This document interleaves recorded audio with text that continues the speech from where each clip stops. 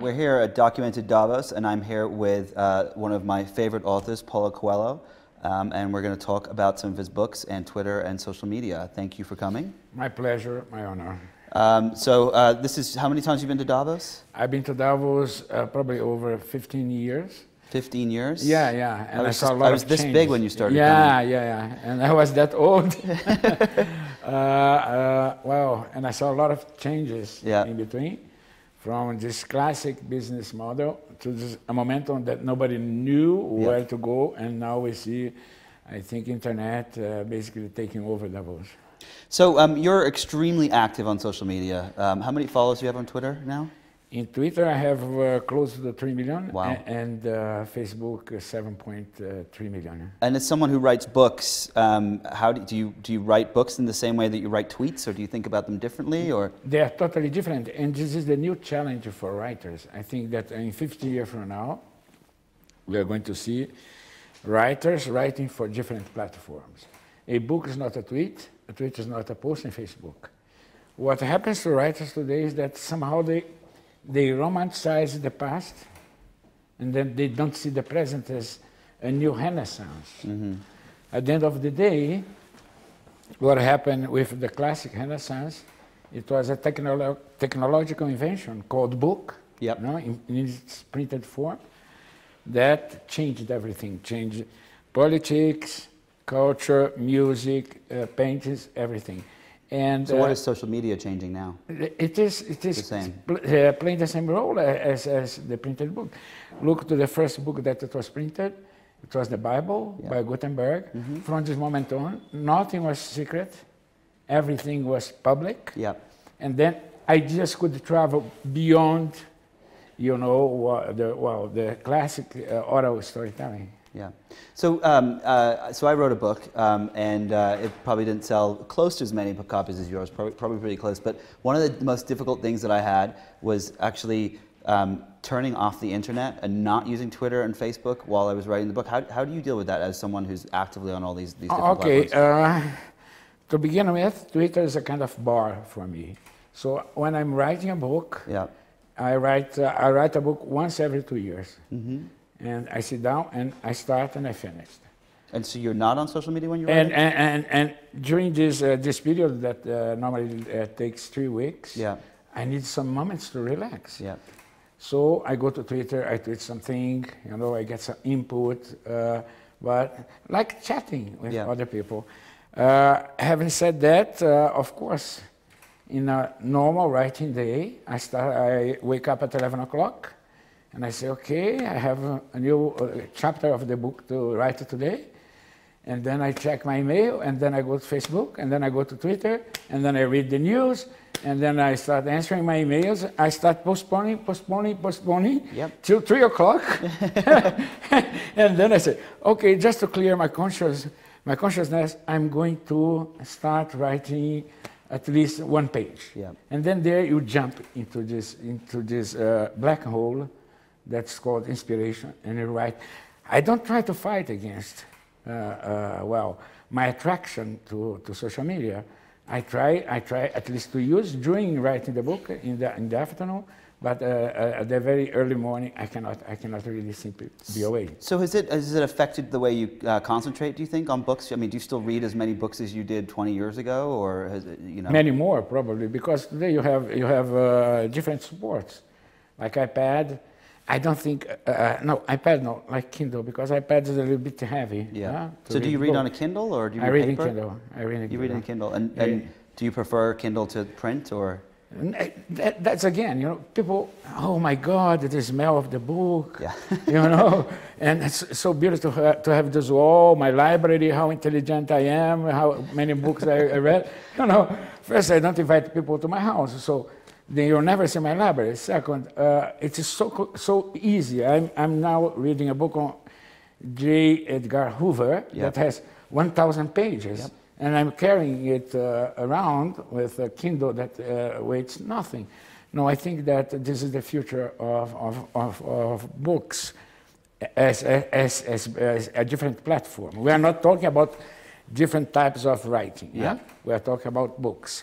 Having said that, books are not going to die. That was my next question, thank you. Yeah. No, they're not going to die. So you don't worry about the publishing industry based on what's happening with digital media? They are very worried. They are very worried because they are lost. Yeah. And when you're lost, the first thing, my God, the first thing that they do is try to... Are you getting a phone call right now? Should I answer it? Or? No, it never happens to me because nobody has my contact. Sorry. Okay. It's okay. I'm sorry, we were talking... I'm impressed that someone's calling you. Yeah, my wife. Quick, turn it off. My wife. So back to a question. The publishing industry. Yeah, they are fighting against it. Yeah. So they don't understand. They don't understand what's going on, and it will take a long time for them because they are in this business for 400 years. So you have no worries about the future of publishing? As a writer? Yeah, as a writer. As a writer, I have no worries about writing, literature, authors, etc. That's great. As for the book business as it is today, I do have worries because, again, they cannot understand what's going on. Yeah. So do you, you could see with Twitter and so on that it's played a massive role in Occupy Wall Street and the Arab Spring and things like that. What are your thoughts on that as someone who's retweeted a lot of the things that people have shared online? Well, it starts with Iran, back to the Green Revolution, no? That I saw a friend of mine in this classic video that you see on YouTube when a girl is killed. And there's someone that approaches to the girl, and it was a friend of mine. Wow. That was a video that was the symbol. Neda Sultan is her name. And I said, Twitter or Facebook, can I be helpful? Because I have no other way to be helpful. And I started tweeting, and at the end of the day, I managed to get my friend out of Iran using Twitter and Facebook. Since then, when I started seeing the Arab Spring, I was, a very strong supporter from the very beginning. As for Occupy Wall Street, what you see now is that we normal people are empowered much more than governments. So governments, they can control a few things that are necessary to us, but today the power finally belongs to the people. Yeah. So I asked on Twitter before we came on here for some questions, and the most people asked, how do you get your inspiration for the books that you write? I know it's it's kind of a little bit of a cheesy question, but no, it's not a cheesy question. It's a very important question. Inspiration is breathing also in English, isn't it? Yes. Okay. So I get inspiration from outside, meaning I breathe, and then I don't take notes. I hate notes. I think that it is a waste of time, and the next day I'm going to read these notes and they are meaningless. So as I told you, I write a book once every 2 years, and the very important things remain. If I'm breathing, if I'm getting inspiration, and the only thing that I have to do is to expire, the book is already my soul. So for example, your last book, Aleph, what was the inspiration for that? Where did it come from? Was it just walking around? I was in my comfort zone, because when you reach a certain point, your tendency is to go to your comfort zone. Yeah. And then I said, this is not good. I'm going to take a 3-month. I'm going to travel everywhere. So I took the Trans-Siberian train, and I went to Vladivostok. I lived an experience.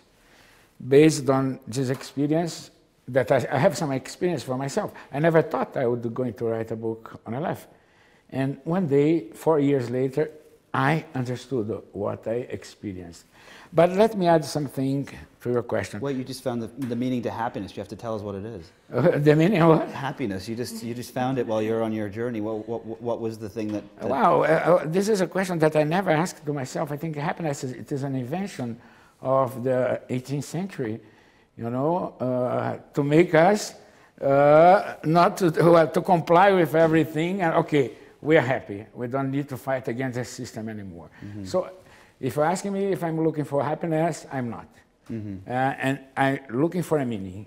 Yeah. I'm looking for excitement. I'm looking for adrenaline. But there is one thing that happened with Aleph. I'm tired to give interviews. I've been giving interviews for 25 years. Not to you. I'm enjoying a lot. but at the end of the day, I said, I have so many followers. Do I really need to give interviews? Yeah. And I decided to have this experience. You know, I'm not to give a single interview. And Aleph was a book that went #1, or at least top #5, all bestseller lists all over the world, except one country, UK. And that was also a very interesting experience because you have a direct contact with your readers. So you never gave any media interviews, you only spoke to your readers through Twitter and absolutely, Facebook? Absolutely. And afterwards, of course, when the book was #1, I could give one, and other I give one for New York Times, but mostly about social media. It's a great newspaper. Do you think that part of the role that Twitter and Facebook play as an author is a part of being a conversation in a community? Is that what it is to you? Of course. Well, up to now I sold over 140 million books. That means 500 million people, because the readership of one book is 3 people. Huh? Wow. So 500 million people, I cannot have a direct contact with these people. You can do signings, but then it is 30 seconds, look into your eyes, and a reader does not bring one book. Yeah. He brings the whole collection. So it's very frustrating because I cannot be there for more than 4 or 5 hours. So today I have this contact. I try to answer as many tweets as I can, or post on Facebook. And for me, this opened a new horizon. And they are very creative. Yes. I mean, incredible. People who are there, they are commenting, they are expressing a lot of important things that is very helpful to me also. So just a couple last questions, but when you wrote The Alchemist, did you have any concept of how important it would be in society and how big it would be? Of course not. Of course not. I wrote because I wanted to write. And let's move to these new anti-piracy laws. Yeah. Because people, they think, oh, you write to get to earn some money. The last thing in my head, as a Brazilian author, you know, my mom said, go and be an engineer, and then you can write in your spare time. Because you cannot make a living out of writing books. But I said, this is my call. This is what I wanted to do. So I wrote, I fought for this book, and today, well, The Alchemist is all over, you know, all over the world in 71 languages.